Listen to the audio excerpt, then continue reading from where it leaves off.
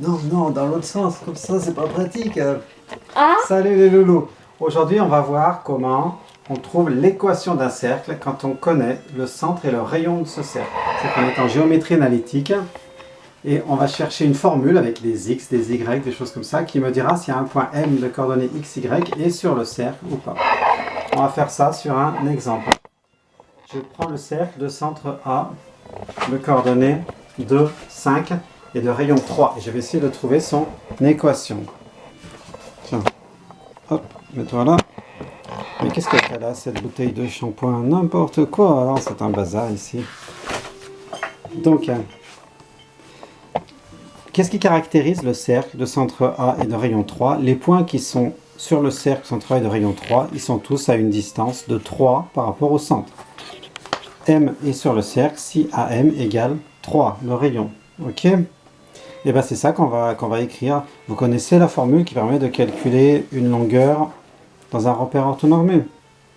Longueur AB égale racine de xb moins xa carré plus yb moins ya carré. On peut aussi faire ça avec le produit scalaire en disant qu'on fait AB carré égale AB scalaire AB. Ces deux façons de faire, ça donne la même chose. AB, c'est donc une grande racine avec des petits carrés dedans. Première chose déjà, on ne peut pas supprimer les petits carrés et la grande racine. Dites-vous bien que depuis Pythagore, si on pouvait le faire, il y a des gens qui auraient pensé avant vous, d'accord? On ne peut pas parce qu'il y a un plus ici.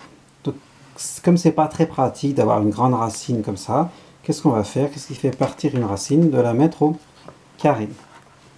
Donc, on va mettre ça au carré et ça au carré. Et la grande racine et le grand carré autour vont s'annuler.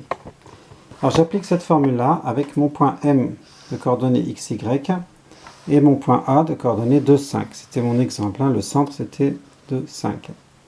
AM carré, c'est donc, je mets au carré pour le carré qui est là, et je mets la formule racine de x moins xa au carré plus y moins ya au carré, d'accord? J'ai fait la formule rouge avec M et A. Ok? Le carré et la racine s'en vont, il nous reste un truc comme ça. Et bien ça, c'est AM carré. D'accord? AM devait faire 3. M appartient au cercle si AM fait 3, donc si AM carré fait 9. Donc si ce truc-là fait 9, ça en rouge, c'est déjà une équation de cercle. Qu'est-ce qu'on peut faire? La développer. Avec A moins B carré, A plus B carré, vous connaissez normalement A carré moins 2AB plus B carré, tout ça. On développe tout, on regroupe ce qu'on peut regrouper, et ça nous fait une équation de cercle, voilà, sous une autre forme, la forme encadrée en vert. Voilà, donc là on connaissait le centre et le rayon, et on a trouvé l'équation. Dans un prochain film, on fera le passage inverse. Je vous donnerai un truc comme ça, et je vous demanderai de retrouver le centre et le rayon. Et ben, au au revoir revoir. les loulous des maths, abonnez-vous.